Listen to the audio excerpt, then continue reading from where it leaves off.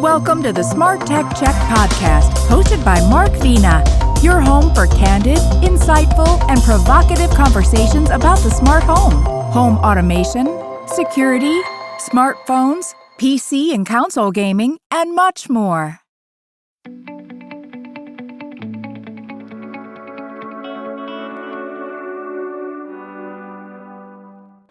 Hello everyone, it's Mark Vina with Smart Tech Research. We're here for another fun on-site podcast at IFA 2023 in Berlin. It's exactly 9:55 p.m. in Berlin. What time is that, Rob, in America?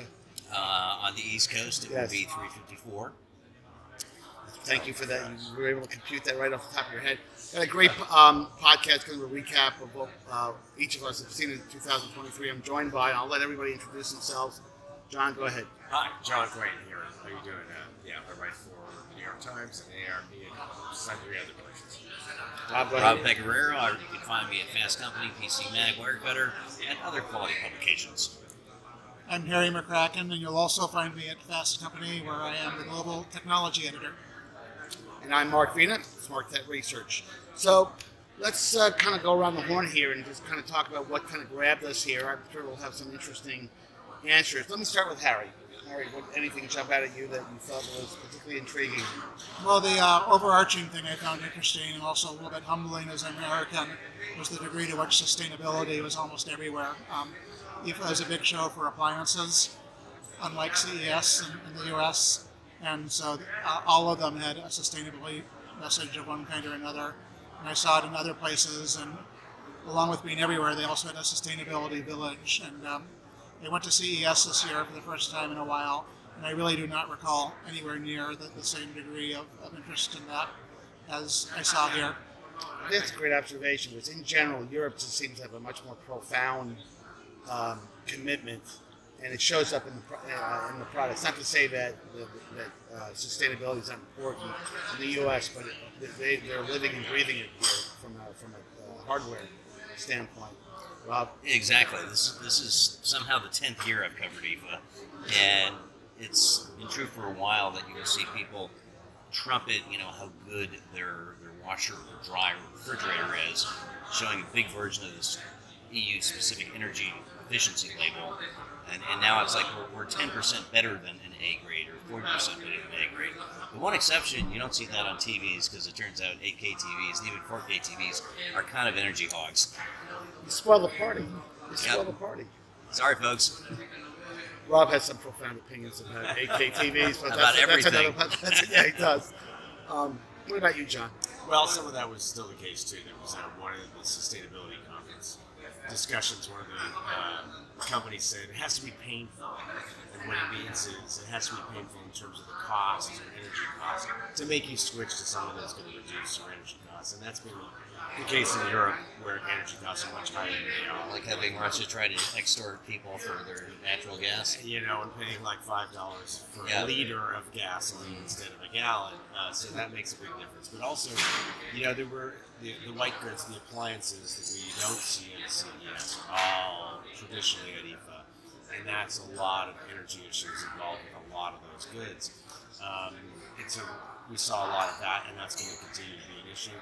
But also, I've got one word for you from The Graduate, and that's plastics. Not plastics. Oh, microplastics. Microplastics. Yeah. Very good. So nobody's talking about it, but microplastics behind the scene are a big deal. It's going to be a huge deal in a year and a half, when every washing machine is going to have a filter for microplastics.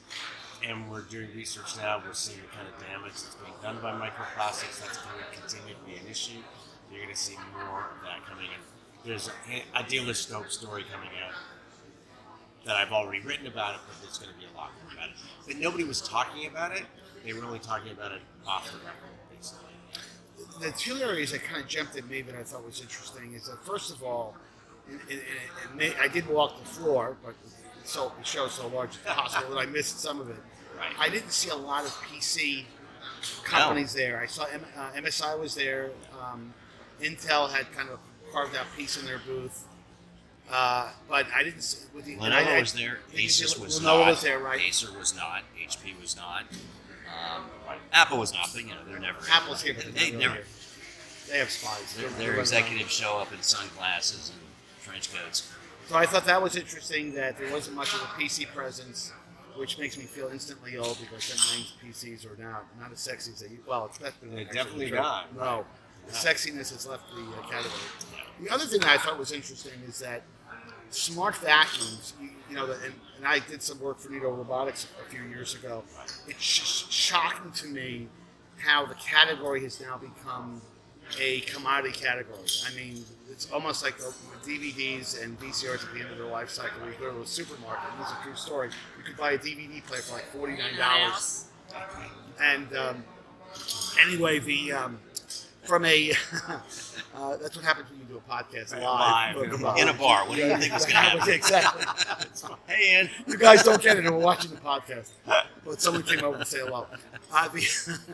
But I thought that was particularly interesting that the category now, there's just so many players in that space, and it's a really big market. Right. The other thing that was interesting is that higher end features that you would typically see canister-based smart vacuums, which used to be the province. iRobot did actually introduce one a few years ago. It was if I recall, it was more than $1,000. Now it seems to be just about all the big major vendors, and even some of the non-major vendors, have canisters, which is great if you have a smart robot vacuum, because that means you can you don't have to remove the bin quite as often. So I think that was interesting. It was like the monster headphone phenomenon, right? When they realized they could sell headphones for $300, everybody had a $300 set of headphones. The RoboVacs are crazy. I was taking pictures of them all over the place. They're also trying to do automatic water, so they mop and vacuum, and you don't have to empty the bin. They're doing the same thing with washing machines, where you pour in the detergent and it lasts for 30 days. I don't know if you saw that, but you have so they're trying to make touchless kind of just throw your stuff in. Kind of the same thing with RoboVacs. There's still some $1,600. Didn't we see one that was $1,600 for that's a lot. In a bad business, you get it. Yeah. So let's go back to TVs for a second, because what's kind of interesting was we were all at the Samsung announcement. There really wasn't any major TV news. We could talk about the remote control thing we were chatting about before in a moment. But LG didn't announce any new TVs, which was kind of actually that was a bit surprising. They really they had the same booth that they had last year, just with no TVs. Just no TVs. They did have that smart cottage thing.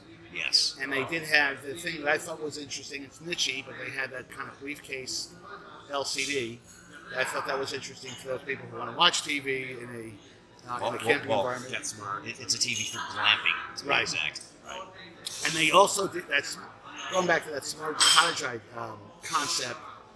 And we were together, John. The three of us were together when we went through that. What was interesting was they we kind of probed the guy who gave us the tour and said, "Hey, are you guys getting in the business of prefabricating these small, tiny prefabricated houses?" And the one they had there was actually pretty interesting. Right. But we got kind of a crazy answer. It was basically, "Yeah, we're going to do it, but it's a gigantic conglomerate. They build everything from laptops to ships. Why not?" Air conditioners, right? Yeah. In Korea, they do everything. So Yes. It surprised me. But we had one journalist on a tour, with our group or friend, they have a place in Vancouver, and he's talked about putting something on the property for years on Vancouver Island. That would be the perfect kind of thing. You're off the grid. It's compact. It's all built in. All the solar. Well, the unit they had there would be great. I'm not sure I'd want to move into it as a permanent residence, but it could be an interesting guest cottage. Yeah. That was my thought too. Yeah. So, Harry, anything else that you saw? Yes. Rob mentioned Lenovo, and Lenovo has a glasses-free 3D display. The idea of glasses-free 3D displays has been around for 20, if not 30 years, and everyone I've ever seen has been awful. It really hurt my eyes.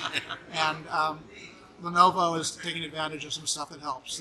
They use eye tracking, so they can tell when you're looking at it. It doesn't really work if there's more than one person. If there's just one of you, they can see where you are and adjust the lenticular display to beam it right at you, and in the way that the new Nintendo 3DS did some years ago.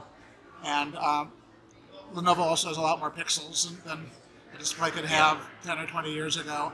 And the combination of those two things resulted in something which I don't think I'd want to use it like 8 hours a day, but it was surprisingly pleasant, and I could see myself using it sometimes soon. And it also works as a 2D display. I mean, you don't need the 3D. So for stuff like 3D modeling, I think it actually seems to have a lot of potential. And interesting, on that note, on the topic of AR, VR, what I was kind of looking for, and I didn't see any of it, which surprised me, is that Vision Pro now is out.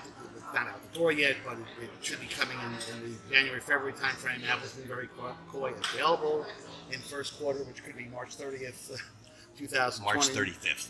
Yeah, exactly. But what's interesting is that when Apple gets into a brand new category, they create almost instantly like a multi-$100 billion accessories business, multi-billion-dollar accessory business. If you look at iPad and iPhone, I didn't see any accessories, which is surprising because they've announced the physical specs, but I didn't see any type of colorful straps or battery accessories. It's maybe you guys did. $3,000. I talked to somebody from an accessory company who, when he heard that I had gotten the demo at Apple's WWDC a few months ago, started grilling me about stuff like when Apple showed it to me, was it on a stand or anything? Because if it doesn't come with a stand, he was thinking maybe his company should build a stand. So they might be holding off partially because it's not entirely clear what it will or will not come with. Well, and Belkin is here. They were. I would think that would be right in their wheelhouse to do things like that. But it'll be just interesting to see how that kind of rolls out in terms of the accessory side. And I assume at some point we'll also see, if not Vision Pro knockoffs, Yes. at least stabs at AR and VR that are informed by what Apple did. But it's a little early for that. Maybe next IFA. Well, and the strange thing is for those people who have not actually played with Vision Pro yet, that's the vast majority of the population of the planet. It truly is Apple didn't go cheap from a BOM standpoint. I mean, unlike a lot of other solutions that get into a category where you can see a lot of commentary. Well, if the product had a lot more horsepower, it could do a lot more things. They really didn't. They didn't really throttle back, and which could be good and bad. The bad, of course, is it's a $3,500 piece of hardware. Only guys like Rob Pegoraro can afford it. But what about you, Rob? Anything else that you saw? So let's talk about TVs. It was very interesting to me to see Samsung. The emphasis they had was just weird. So first of all, most of their presentation was about 8K TVs. As I've said before, and I believe the shipment sales stats bear me out, no one cares about it. And then they had the Disney edition. Yes. They're the frame TV. Yes, that was interesting. Which has like a nice little Walt Disney logo on the bottom. And I'm like, who besides Bob Iger's family will buy this thing? And why did they then devote 10 minutes to it? I think somebody was doing somebody else a favor. Yeah. I don't think there's a market for it, crazily enough. Florida minute. Yeah. Well, did they announce a price point for that? No, so you can imagine how bad it is. Yeah, so going back to... Yeah, the remote they showed, they also introduced at CES. That was interesting. It's got that a was solar interesting. We panel were on the talking about bottom, that before. and it harvests electricity off Wi-Fi and Bluetooth and whatever else is floating around your house. It's literally called energy harvesting, which I know sounds like something out of the Matrix. No, that was very, very cool, and I suspect you'll see that concept copied by others. Hopefully, Yeah. we never have to recharge I've tested that remote. I've had that remote with sets of Samsung sets I've tested. But I never had them long enough to find out whether it was really going to run down. It was only a couple of weeks testing, so I don't really know. But it seemed to work. I mean, it seemed to work just fine. The reason we're not seeing any new TVs is because they're all waiting on one technology, and that technology is micro LED, and because it's really not, the yields are not up for it yet. Maybe some other technology will come along and knock it out of its place, but that's really what people are worried about are coming. It's just not ready yet, so there are tweaks of TVs right now. Well, we were talking about this before. I mean, it's going to be one hell of a holiday selling season because you've got price points right now. I think we were talking about this before. I had a friend looking for a 55-inch TV, and I recommended the TCL 4 series. And I think I directed it to Best Buy. Best Buy had the 4 Series 55-inch for $279. I mean, and again, it's not OLED resolution. But you know what? 279, you really can't go wrong. Yeah. Right, and not a lot has changed. So even the companies that start with an SO and Y, they were saying our set's a little bit better than last year. I mean, they really didn't have anything to show us that's going to be a big jump, and they're going to. But you don't. So it doesn't slip my mind. Samsung did announce that 57-inch curved display, which is, and it's got a dramatic curve. They had it hooked up to a. It was a racing game, and they couldn't even fly me out of the seat. But that's a different story. But it was really an immersive experience. And I don't know I can't recall what the price point was. But I can't imagine. no, If it's sold to gamers, it's going to be up there. Oh, it's going to be monitors, $1,000 plus. Yeah. But after decades of trying to make a perfect television picture, and then going and curving the thing, which distorts the whole image, which was like, no, that's not what we're trying to do. So that didn't work before. It may, for gamers, those smaller curved sets, but we see 57 is pretty big. Yeah, so before we kind of end the podcast here, let's just talk about IFA in general as a show. We should do a shout out to Dave and Steve Leone and his brother. And I'm forgetting the name of the third brother. Bob. Bob. Yeah. And Bob, I'm sorry, I apologize for that. But the interesting thing is that they did such a tremendous job, not only helping out, with the IFA show from a PR standpoint with Sheldon Greco. Let's make sure we plug for her. But it's really an interesting event. I've been going now. It's probably my fifth IFA. The three prior to COVID, and the two I consider last year was kind of a post-COVID one. But it really is an interesting show, and you juxtapose it against CES. CES to me is like whoever spends the most money is the one that gets the right. But there is a thematic flavor, I think, to IFA, and at least they try. In terms of, hey, here are the 3 or 4 master themes you're going to hear about, and of course it has a multicultural component, which I think is interesting. CES is pretty much dominated by American companies. Other people from other countries actually go, but it's very much dominated by American companies. But just starting with you, Harry, what are your thoughts on IFA? Yeah, I mean, there are an awful lot of products here which will never be for sale in the U.S., so on some level, it might be a little bit less useful in a practical way for someone like me than going to CES, but it really is fascinating to see how the rest of the world lives and to talk to folks over here and just spend a few days not obsessing about the U.S. and thinking about the fact there are a lot of interesting companies elsewhere in the world who are doing cool things, some of which we might reasonably be jealous about, some of which we'll see eventually. I think in some cases these companies do play in the U.S., but they just use different brands in certain cases. But it is fun to just get out of my comfort zone 1 week a year and think about Europe, because there are a lot of interesting people here. And what is interesting too, unlike CES, it's a trade show that a normal person can go to. I saw little kids there today. Oh, yes. You don't see at pretty cute, CES. Talking German, being very excited about the technology. I thought they were only allowed in tomorrow, but I thought some of them were in there today. Yeah. So that was interesting because you never see them at CES. Although there are people who sneak into CES without passes. Right. I've seen that happen before. But what are your thoughts on IFA? Same thing. It's enlightening and educational to go to another part of the world and see how they try to solve the same problems we face here. Same reason I go to MWC Barcelona. Well, no disclosure, I did a panel here. The organizers covered my airfare. Thank you. And the other thing I'd add, I guess because they let in the general public, IFA has a literal flavor. Because how else are you going to show off what your nice new oven, induction cooktop, air fryer, whatever can do, and to make food with it and give samples away to people? So it is by far the best smelling and best tasting tech event I ever go to. Yes, that is true. That is true. John, Yeah, closing I'm all comment? for the food, definitely. If you go to the lower level and all the home appliances, Yes. you can eat the whole day. You can eat right through the whole day. I mean, it used to be, I'm not going to tell you how long I've been coming to IFA, how many years, a lot. But it used to be that you would never see some of the technologies there. The apartments are different, homes are different, cars are different, there were different issues.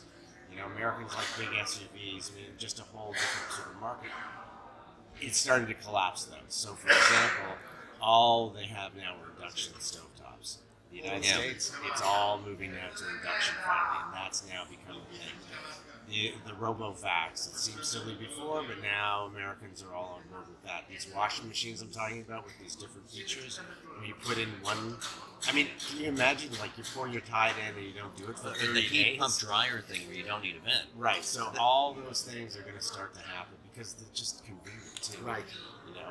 No, it's really an amazing event, and I'm looking forward to coming next year. Yeah. We're not even finished with this one. It'll but be the 100th 100th anniversary. and that's correct. That's correct. Yeah. And did you know, because I looked this up, that the first color television was introduced at IFA in 1924. Wow. Which I did not know until I actually researched it earlier today. But anyway, thanks for watching today's podcast. Tune into us next time. I'll have QR codes at the end so you can subscribe to my podcast channel or follow me on Twitter or X, as it's now called. I'm not calling it X. I know. Not calling it X. But I want to do one last shout out to Stuart Walpin, our other compadre who Miss you, joined us in the buddy. podcast.